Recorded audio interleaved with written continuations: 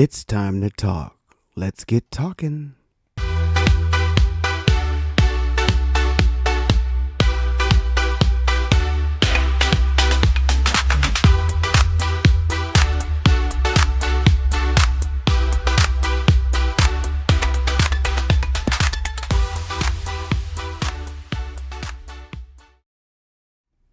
Hello and welcome to another episode of Let's Talk with your boy Carl E. Long. This is the podcast Let's Talk with Carl E. Long. Hello everybody. Boy, I have not been on here for a minute. I'm trying to keep my weeklies going, but I got to make them coins. Got to make that bag. Yes, I do. Got to make that money. So I've been away and not my weekly like I should be, but so much to talk about today. I got to talk. I got to cough a little bit. Excuse me. So thank you so much for joining me. This is episode number 51 of the podcast. Yes, this is episode number 51 on the podcast. And something I wanted to tell you guys that I didn't know as a podcaster.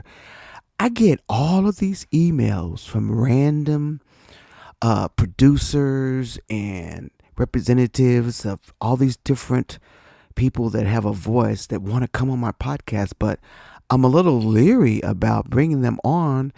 They send me to websites. They tell me that this is the stand and that they would be a great fit for the podcast. But when I go to some of their websites, I see one or two things that kind of scare me. I don't know what I might get caught on some big debate that I can't handle or whatever. I don't know.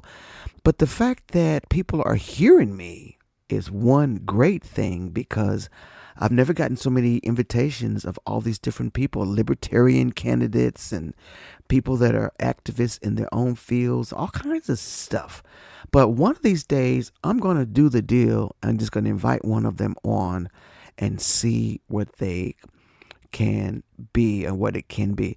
I would have already interviewed one of those invitations that I've gotten, but because of the work schedule and all, I haven't been able to really connect with one that I saw that looked like it would be a good debate or talking period. But I'm going to try to hook up with some of those and get back with you. But today, guys, today is a very, very important day because, I wanted you to stay in the know of what's going on in this country. I know a lot of you probably have not listened to the news, don't care about the news. You may not even be listening to this unless somebody told you to. But you need to know that these are dangerous times, and they're all here because of one single man, Donald Trump. I mean, you can blame him for part of it, but there has been a whole reckoning to get our country to this Christian national version of America that doesn't fit well with who we are as people. And I've already did a podcast on the Christian nationalists, so we won't go into that much, but I want to talk about Donald Trump today and his lineage. So we're going to be covering some of the stuff about the Trump family lineage to try to understand this man. We got to understand him. So this is going to be some things we're going to talk about on today. Is where does he come from? Why does he like this? What's wrong with him? I mean, because we're sitting back watching things play out that we've never seen before. And then if you understand where he comes from, you'll understand why he does this and why he really doesn't care about the American people. And for the life of me, I cannot get in my head why people still support the likes of this guy after knowing everything about him. I was just listening to Joy Reid podcast on. She had Jasmine Crockett on there. We're going to talk about her too. And they were talking about how even though all this stuff is going on with the immigration and ICE and whatever, that there is still 81% of Trump Latinos that still support him. It went down a little bit. It was 93, but there is still 81% of you Latinos that still are supporting this guy. He does not care about you. When y'all get that through your heads, but you are still supporting his vision. You're the reason why we're here now, Latinos. I'm going to say it right there. You're a big reason why we're here right now. But to see those numbers, I mean, that's among Trump voters. But among overall period, Latinos have really dumped him in the train. But the ones that were totally Trump Latinos, you guys are still hanging in there, which I don't understand, but we'll figure that out. So today, this whole podcast is based on a video that I saw from Pastor Jamal Bryant.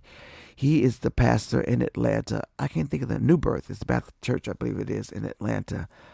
And he has been a wonderful activist for the movement on boycotting Target and Walmart and using us, trying to use the power of the purse against all of this injustice against DEI and everything else. And he's been an emboldened leader of the movement. And I've ran across this video of him, and he was basically giving us a history lesson on Trump. So what he said was, if you don't believe me, he goes, prove me wrong, look me up, fact check him. And so that's exactly what I'm doing. I'm going to fact check what he said and give you a little history on the Donald J. Trump and what he says. But let's listen to Jamal to set this all up, and then we'll go from there on the other side. But let's listen to him and we'll discuss. Here we go. It is amazing, because I wanted you to realize that Donald John Trump, the sitting and active and sleeping, napping president of the United States of America, who has early stages of dementia, who is a heir of looting and robbing without a gun. It is amazing that President Trump, while being in office just since January, his family has been able to amass $3 billion while in office. Yet no hearing, no investigation, no questions. I'm not talking about Jeffrey Epstein. I ain't talking about the island. I ain't talking about the plane. I ain't even talking about grabbing people in the crotch. $3 billion while in office. And he gets it from his daddy. Not from his daddy, his granddaddy.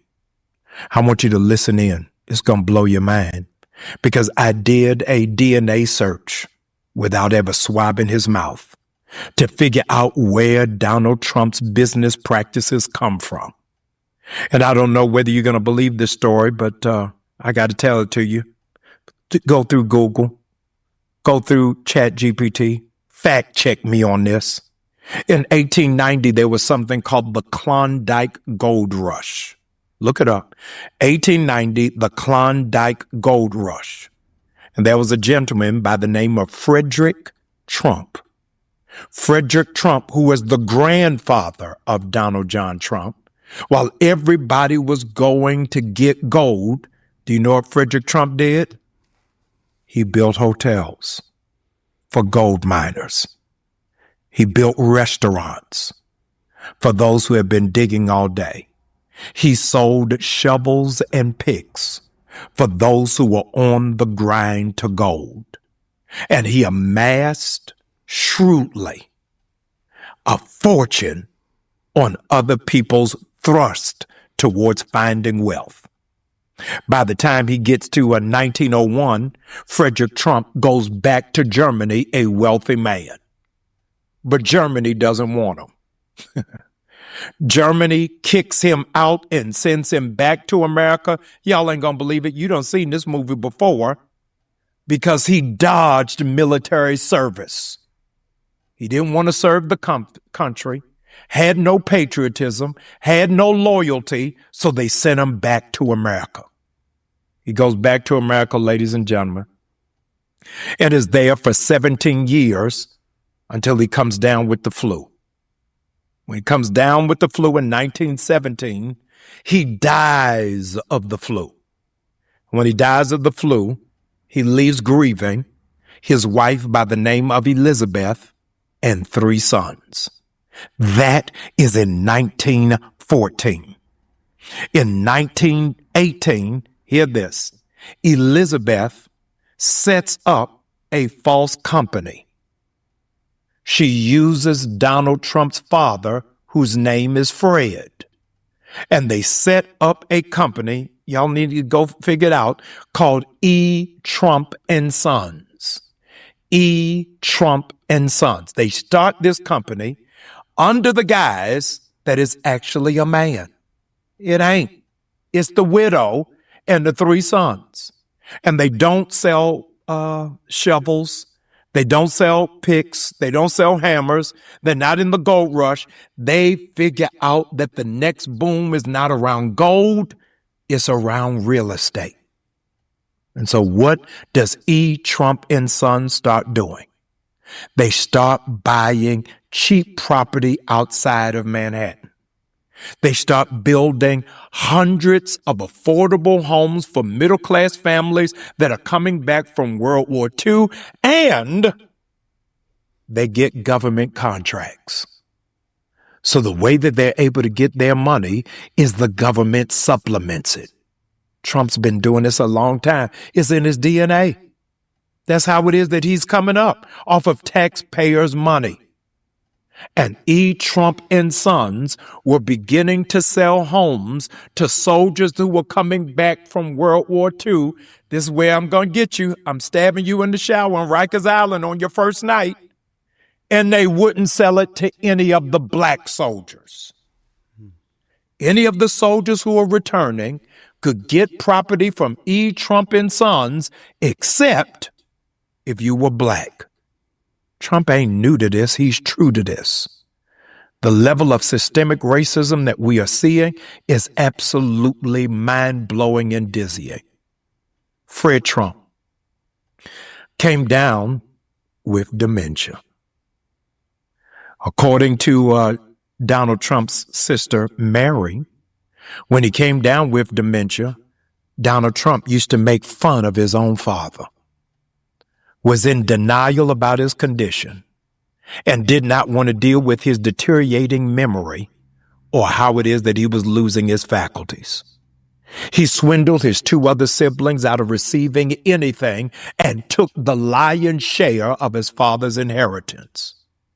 He doesn't mind doing people dirty. If he did it to his own family, what do you think he will do to the millions of Americans who are sweating every day? All right. So that's going to set up what really gave me the topic for this podcast was Jamal's video there, because I didn't know the history of Donald Trump and his grandfather and how they came. I mean, I knew some of the stuff. I knew they were in real estate. But when you paint that picture of how they use the government and they use the weakness of people. I mean, gold miners, think about it. All these gold miners who are looking for a dream. Everybody's trying to get rich. They're out there digging. A lot of them found nothing. There was a lot of fool's gold. It was a big rush. Some got rich, but the majority of people did not. So here they are out there taking advantage of these gold rushers, going out trying to find gold, and they're selling them equipment. I mean, they're just taking advantage of a situation that they knew wasn't, you know what I mean? And then with the real estate and using the government contracts, that picture is playing out right now. Trump wanted to be back in office because look at all the deals that he's doing. They've made $3 billion. He is in a position where he can actually change the narrative on every news organization, every big corporation, all of the big 3, 5, Amazon, Microsoft hasn't done it. The big ones have just kissed the ring of Trump. He's got the control that he wanted. That's why he wanted back in the office, and also to keep his butt out of jail. And what has he been doing? Exactly that. Everything that he does has nothing to do with the American people. It is all about power and him getting himself in a position where he can do business. I even heard that there's even pay for pardons. Some of these people that are getting pardons, families are coming to him asking for pardons, but in the back, they're probably giving him some coins. This is ridiculous, people. This is ridiculous. And how do we fight this? How do we fight this? So, excuse me, let me get just a little bit of water here, because this has got me so changed and excited about, What can we do for this guy to make it stop? Gavin Newsom has went on. I think he was being interviewed by. I'm not sure which he was interviewed by, and he was damn near in tears because there's nothing he can do. He's tried everything. People are trying everything to stop this. We cannot go. This has not even been a whole year, guys. We cannot go through 3 more years of this madness. He's got to be stopped. But I think because of so much is going on, the lining is starting to break. Republicans are starting to wise up. And we have the power to stop this guy. But everybody is so afraid of him. I don't understand. But if you see the power of what he does with that Truth Social and how he can primary you, how he can ruin your business, how he can put you in litigation, he can do a lot of stuff being the commander in chief. And the good old Supreme Court and his lackeys have given him this power. So we got to think, guys. We got to think. This is not just a fight in Washington. This is all of our fight. You can't sit around and not do anything or just think things are going to come together or wait on a Trump check or whatever. This is serious stuff. And this man is not going to stop until he gets everything that he wants. So tonight I want to talk about a political reality that has defined an era of American politics. The rise of a Republican Party that is the same time emboldened and afraid, emboldened in their public displays of loyalty to President Trump, yet afraid to speak openly when they disagree with his direction, his tone, his influence over the party's future. We're living in a moment where silence has become a political currency, and courage, even in small doses, has become rare. I mean, you got little Marjorie Taylor Greene out there going it by herself. Her family's starting to get death threats. They have come after her. I'm no fan of Marjorie Taylor Greene. But even figures like Marjorie Taylor Greene, who has been one of Trump's most vocal defenders, have started to push back on certain decisions and directions coming out of Trump's orbit. And when leaders who once stood firmly in lockstep begin showing hesitation, it tells us something. It tells us that behind closed doors, conversations are shifting. Some Republican lawmakers are wrestling with concerns they don't yet have the political freedom to say out loud. They're afraid. And that brings me to a larger truth. Donald Trump's political story is not just about the rallies, the headlines, or the controversies and the history that shaped the man who has shaped American politics. And he's changed the whole fabric of it. He's changed it. To understand Trump's influence today is why we have to understand and go back and look at his family. We remember his late sister, Judge Maryanne Trump. She was a respected federal judge who expressed deep private concerns about her brother's character and leadership. And remember his niece, Mary Trump, who was a clinical psychologist who wrote candidly about forces, expectations, and pressures within the Trump household. A home where loyalty was demanded, power was admired, and vulnerability was discouraged. Yeah. When you step back and look at this moment, Republican lawmakers struggling to speak up, party leaders selectively breaking ranks, and a political movement built on loyalty, it becomes clear that the roots of this dynamic stretch far beyond Washington. Far beyond it. This thing is deep, y'all. This thing is deep. So tonight, I want to take a step back, not just into politics, but into history. Jamal's already done it. He's given us the deal. I'm just going to give you a little bit more of what I found out, because he said to fact check him, so I did. And he's right. The brother's right on it. There's a lot of stuff in that family that is just alarming. So, the presidency and the country, we're diving in to a fascinating but often overlooked topic, the lineage of Donald J. Trump. We're going back to the beginning, to his grandfather, Friedrich Trump, and his father, Friedrich Trump, they're German, to explore how the choices and ambitions and controversies may have shaped Donald Trump into the man we know today. Now, this is historical stuff, guys. I'm not going to spend a lot of time on it, but I want to show you. So I'm going to have some graphics here for those of you that are listening. You won't see the graphics, but please check out my YouTube channel if you want to see the visuals. So, Donald Trump's grandfather was Friedrich Trump, was born in Germany in 1869, and he immigrated to the United States at the age of 16. Okay, I'm just going to play my little deal here and let you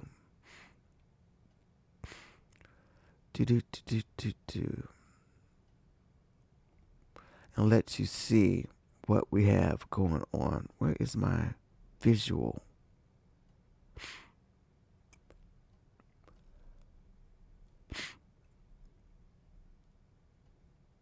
Okay, here we go, right here. Visual. All right. He immigrated.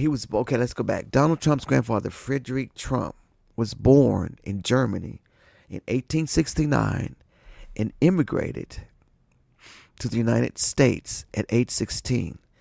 His early story is one of hustle but also scandal. He came to the U.S. in 1885, began as a barber in New York, moved west during the gold rush boom, opened businesses in the mining towns of Pacific Northwest and Canada. Historical accounts indicate some of these establishments operated as hotels, saloons, and brothels. He returned to Germany briefly but was expelled for failing to complete mandatory military service.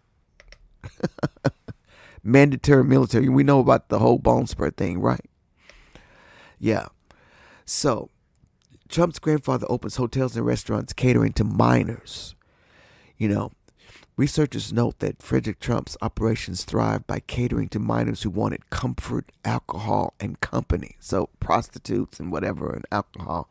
These frontier towns were rough places, and his willingness to profit in that environment set a tone of opportunistic entrepreneurship that echoes through the Trump family history. So he took advantage. Right, like he's doing now. Fred Trump, Donald Trump's father, played a major role in shaping the family's empire. His story is one of a large-scale real estate development and multiple controversies. He was born in 1905 in New York. He started building homes by the age of 15. He built thousands of middle-class homes and apartment units funded partly by federal programs. Federal programs, guys, y'all get that? The government has been giving them money. Investigated by the U.S. Senate in 1954 for profiteering during the federal housing project. In 1973, Fred and Donald Trump were sued by the U.S. Department of Justice for racial discrimination in their housing practices, settled without admission of guilt. Donald learned business practices early, directly from his father, to be a killer, don't trust anyone, fight back hard. Yeah. He also learned that from Roy Cohn. Y'all remember that? Yeah, so this is the stuff that Donald Trump, in 1973, Donald Trump lawsuit was a big deal back there. And you know what? So Fred Trump was known as a tough businessman, meticulous, frugal, and extremely competitive. Many people who worked with him described him as relentless. That mindset seemed to have passed directly to Donald Trump. So let's just look at that. So you have a father and a grandfather who is really expected nothing less than brutal, conniving things from their children. All of them didn't take to it, but Donald gravitated to this. He just gravitated to it. So how did Frederick and Fred Trump shaped Donald Trump? We can look at patterns across 3 generations. Ambition and opportunism. Friedrich made fortunes in frontier towns. Fred capitalized on federal housing programs. And Donald leveraged branding, TV, and real estate. Controversy as a family constant. Yeah. Everything, they're always in the news. They were always getting sued. They were always, this is their stuff. Donald faced legal battles and public scrutiny throughout his career. Aggressive business style. Fred passed down combativeness. Donald embraced confrontation publicly, branding and reinvention, and Fred emphasized the Trump name on buildings. Donald turned it into a global trademark. Trump Tower, Trump everything. He's not trying to get his picture on money. He's got his picture on some bill, his name, everything. Yeah, this is what happened. So this is a recurring family thing. Wealth, real estate, controversy, and branding. This is what they taught him to do. So this is why I'm telling you, American people, you're not in this. We're not in this thing. We are not in this conversation. We're not. So Fred Trump's Senate investigation, the 1973 DOJ housing discrimination suit.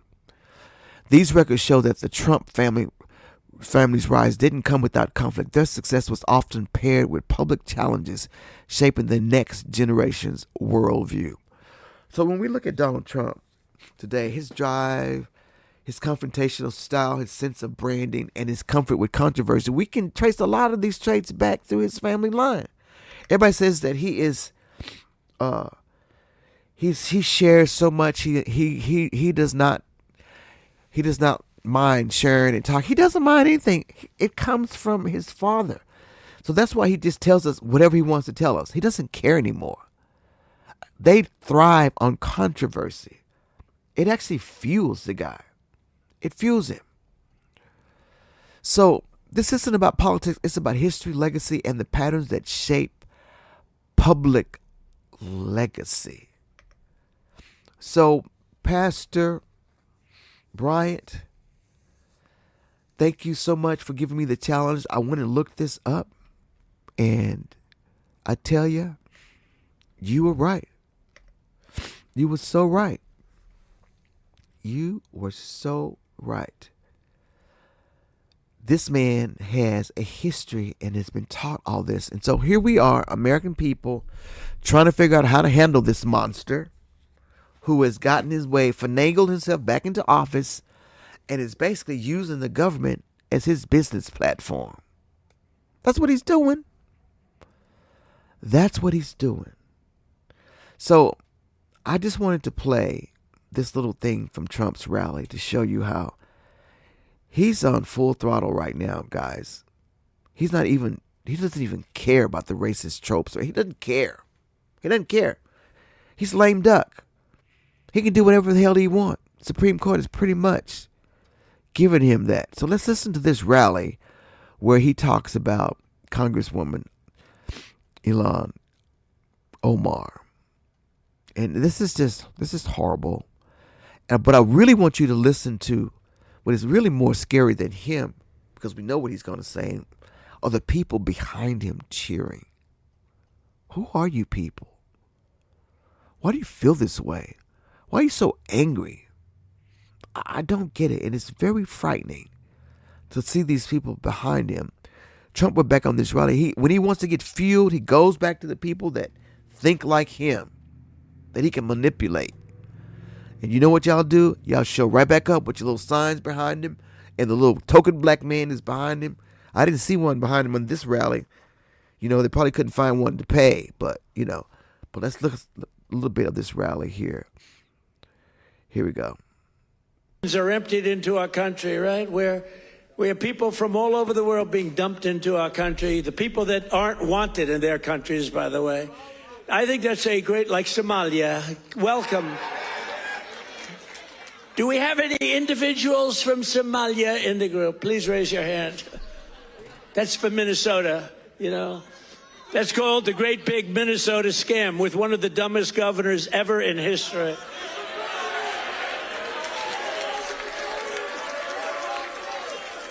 I love this Ilhan Omar, whatever the hell her name is, with the little turban.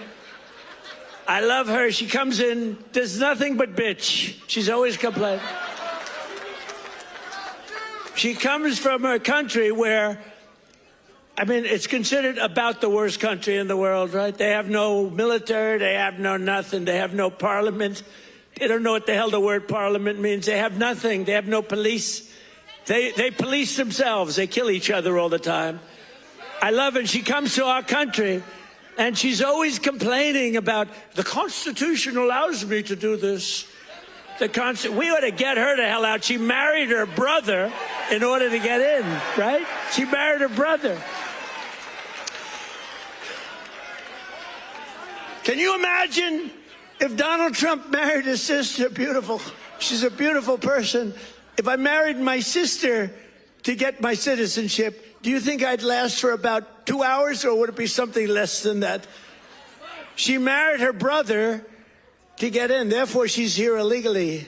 She should get the hell out. Throw her the hell out. She does nothing but complain.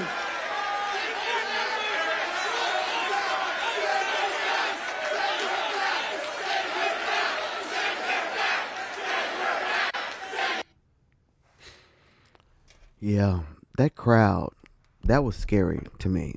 You got to watch the whole rally. I mean, he's just unhinged. He's unhinged. And so the whole question about normalizing Trump, or this just politics and whatever, I've sat and watched these shows, and I see all these people that defend him to the death, and I was like, why are y'all doing this? Have everybody just lost it? I sit and watch the Abby Phillips show on Newsnight with Alec B. Phillips, and you see them defend him to the death. Where is your morality? Why can't y'all see this guy is conning the American people?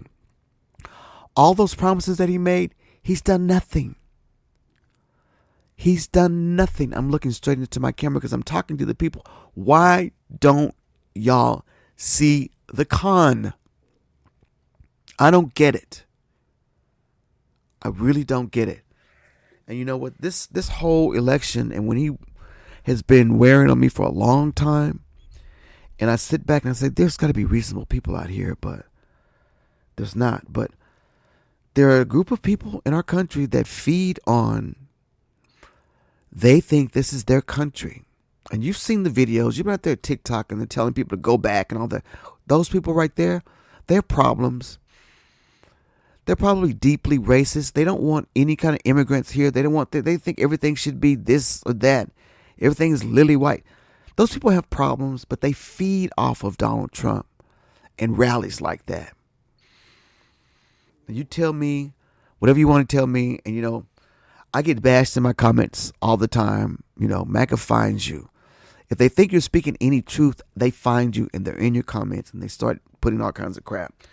But they never want to talk to me when I want to talk about the issue. Well, let's talk about that. Why do you want to do this? Why do you want to do this? But you know, you can't even get them to talk to you. And a lot of times, they're not educated enough to talk to you. They don't even know what the issues are. All they know is they got somebody that's fighting for their white power and for their existence again, that they don't care. Yeah. So there's nothing we can do about those people. Some of their hearts are changed. It takes a lot. But those of you that are like independents and voting for Trump and talking because he's got the good policies and whatever, I hope you've realized that you've been conned. Those of you that really have a brain, that are true conservatives and thought that Trump was going to show y'all the conservative way. No, he's not. And you're part of the reason why he's there too. Independents that think this is a political strategy that he's done and that he's made everything. No, he's not. I don't have to prove anything to any of you. You know, I really don't have to prove anything about Donald Trump. Go look for yourself. You don't have to listen to what I say if you don't want to. Go look at the facts. You're going to always, and then this whole both sides, what Joe Biden did, I don't care about all that. Look at what Donald Trump is doing. We got to quit being tribal and start being right. We got to stop being tribal about partyism and whatever else and start being right.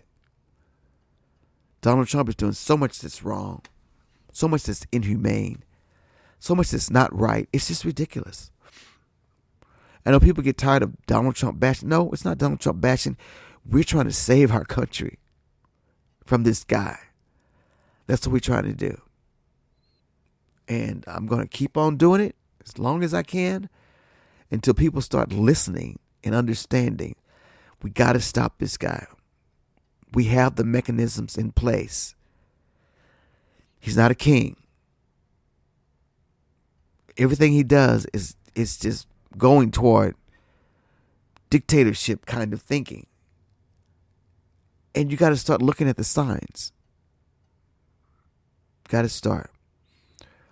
All right, so enough of Donald Trump, because, you know, that part right there would drive you crazy if you spend too much time on him.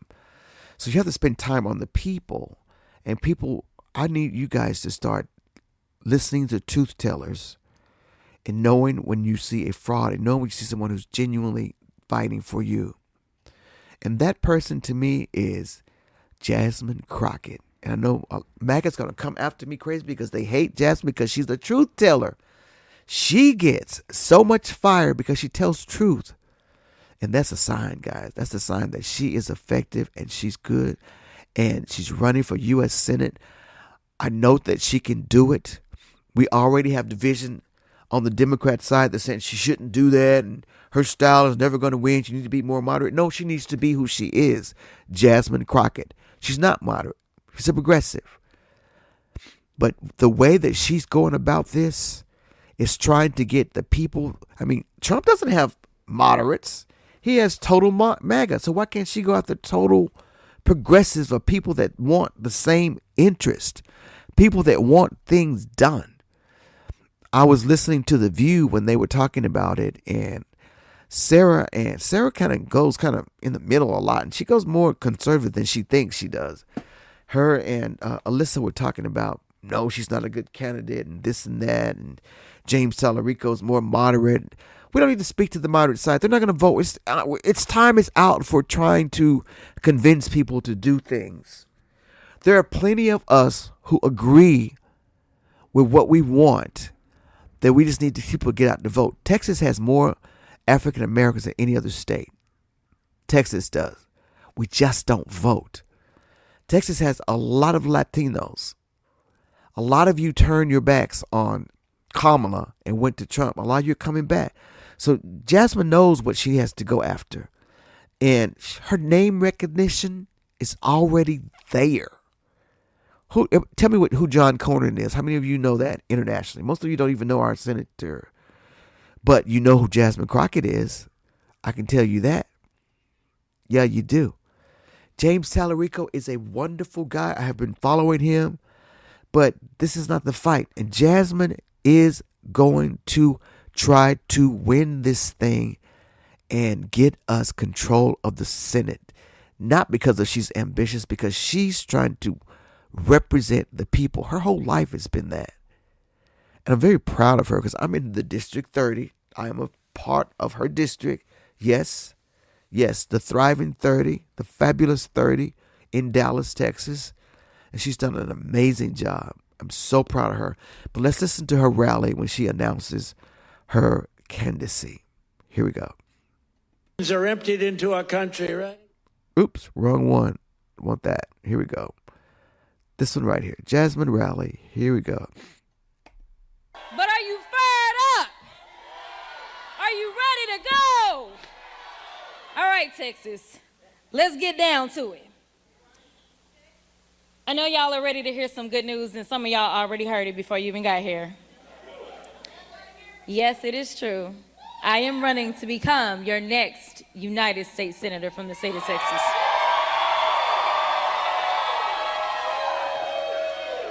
I honestly can't put into words what it means to me. You see, a lot of people think that making decisions like this, you take them lightly. I'm here to tell you that I understand that there's a responsibility. I'm not reading from my script, so they're about to be confused. There's a responsibility that lies with all of us, especially in this moment.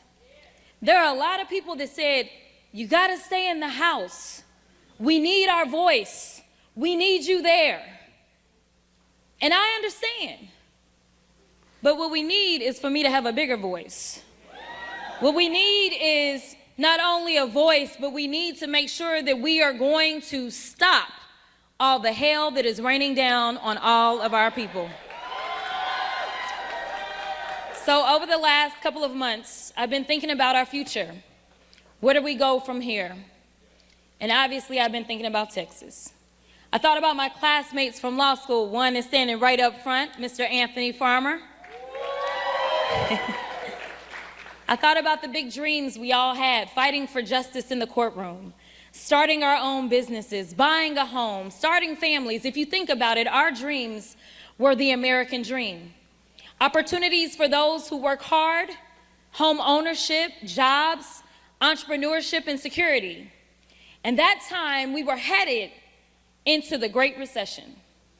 I took a job in East Texas for a pretty well-known family-owned law firm. I began doing class action defense work. And honestly, I wondered if I'd made a mistake. I wondered if that was really what I was supposed to be doing. It just so happened that they had just started a new public defender's office in rural East Texas. And so I decided that I would join that public defender's office. I joined it because I believed everybody deserved a voice in the courtroom. Even if they couldn't afford an attorney, one would be provided to them, and that attorney was me. I loved being a courtroom warrior. I got some judges here. They probably can't identify themselves, but nevertheless, I loved being in the courtroom. You know, I never thought that I would run for office, but some people are able to inspire others as they walk their own path. As a 27-year-old public defender walking in her path, there was someone who came along and inspired me. There was this charismatic, funny, intelligent, and exciting young candidate with a funny name who just got into the U.S. Senate and was running for president. Many doubted if this country was ready, while others, well, we got to work and kept hope alive. We didn't focus on the naysayers. We didn't get distracted by any pollsters. We remained laser focused on getting the person who was best for the job into the seat. We didn't let history diminish our hope in what was possible. We ignored that the devil on our shoulder that sometimes tries to tell us your vote doesn't matter. The country's not ready. He can't win. And responded with that timeless American creed, yes, we can. Yes, I'm talking about President Barack Obama. How many no's do you think he heard before he got a yes? No, you can't win. No, the country's not ready for a black president. No, a black man can't get elected. No, your middle name is Hussein. No, you can't beat the Clinton machine. But every time they told him no, he looked them right in the eyes and he told them yes. He said, yes, we can. Yes, we can deliver on health care. Yes, we can enshrine equal rights. Yes, we can bring jobs back to America, create opportunities for all. And yes, we can save the economy after a Republican president sends it into the gutter. People ran lies, rumors, and tried to poke holes in everything about Obama, from his faith to his heritage. Falsehoods about his daddy, mistruths about his mama. There was even a question about his birth certificate. But he didn't let any of that get in his way. He worked and worked and worked to inspire and instill a sense of hope. And man, do I remember. I remember hoping. Now, I don't know if I really believed. But I knew that we had to try. I knew that we had the power. He turned those no, you can'ts into yes, we cans. Yes, we deserve better. Yes, we will dig deep. Yes, we can. Back then, as the housing bubble burst and the economy crashed, I saw everyone around me struggling. I saw a system that ignored them and legal system that failed them. Then I remembered Obama's words, change will not come if we wait for some other person or some other time. We are the ones we've been waiting for. We are the change that we seek. So many of you don't know, but I was 28 by now. And I decided that I was going to run to become the Bowie County Democratic Party chair. I was elected as the youngest Black Democratic Party chair in the history of Texas. Later, I moved to Dallas, and frustrated by the broken laws on our books, I ran for the Texas House of Representatives to be that agent of change. I took on the establishment, ran against an incumbent, and there were folks in my ear, that devil on my shoulder, that said I could not win. I was being outspent 5-1. And even those that said I had to be less of myself, I tuned that noise out. And even though I was outspent, I was never outworked. When I look across this room, I see folks who knocked on doors for me back then in 2020. I see people who believed in me before any viral moments. I see people who believed that I could and would be different. I see the people that locked arms with me. Some of those elected officials that went out on a limb and endorsed me when nobody else would. You see, I didn't get anywhere on my own. Every step of the way has been with you. All right, so I was so excited to hear that. If you want to listen to the entire rally, of course, you can go to her website, jasmineforus.com, I think it is, and get the whole thing. But I really want you to listen to she was on the Joy Reid show, on Joy's new show on YouTube, and she explained the strategy of she didn't just jump into this. They have been testing the numbers. They went to the Beto numbers and saw how close he got. But the difference between Jasmine and Beto, Beto got like within 2%, less than 2%, just a little over 2% of Ted Cruz. He almost did that thing. But the difference between Beto and Jasmine is Beto was a congressman, yes, from El Paso, but he wasn't really doing anything. Nobody knew who he was. He wasn't outspoken much and whatever. So it took a while for people to even realize who he was. So he spent the entire time just trying to make people know who he was and get a voice. And eventually, we all knew who Beto was. He became nationally known. But it took a while. Jasmine, she's already there. We already know who she is based on the one meme, the big body, bold, whatever. Y'all know that. And she says that's trademark too. I love it. But we know her because she has been a positive voice for people, calling out all of the things that have been going wrong, the corruption and everything. But she never leaves thinking about the American people. That's her voice. That's what's going to win her. She may not be able to get the ones that are moderate and all that thing that everybody thinks you need to sit and be moderate. She doesn't need to do that. There are so many of us. There are 3 million African Americans in the state of Texas alone. You remember, this is a statewide race. Jasmine is going to basically be doing the same thing she did in Congress. Instead of representing just the District 30 where I live, she'll be representing the whole Texas. Same thing, but that vote is so important. And she has nothing to lose. Jasmine has nothing to lose. She really doesn't. There's nothing to lose. If you don't try, you will never know. And I think she has a wonderful chance. But here's what I want to say to my Black brothers and sisters and commentators and everybody. Do not start bashing Jasmine. Do not put her down. They're going to be pulling up all kinds of old clips. It's enough that the Republican machine is out there already. They're afraid of her. They are coming at her. They're going to come at her very, very hard because she's a woman. She's a Black woman and she's a Democrat. So we don't need us, Democrats, especially Black Democrats, separating. Democrats have already done it. You're going to get the little moderates that's going to say things already. They're already starting. That's how Kamala lost. Stop it. We have to get behind a candidate and believe in her. Jasmine has done no wrong. She has fought tirelessly for the Democratic Party. So any Democratic leader that comes out against her, her ideology, her presentation. I don't care that she does talk what she wants. It doesn't matter. Trump talks stupid all the time. Jasmine is not talking stupid. She's being herself.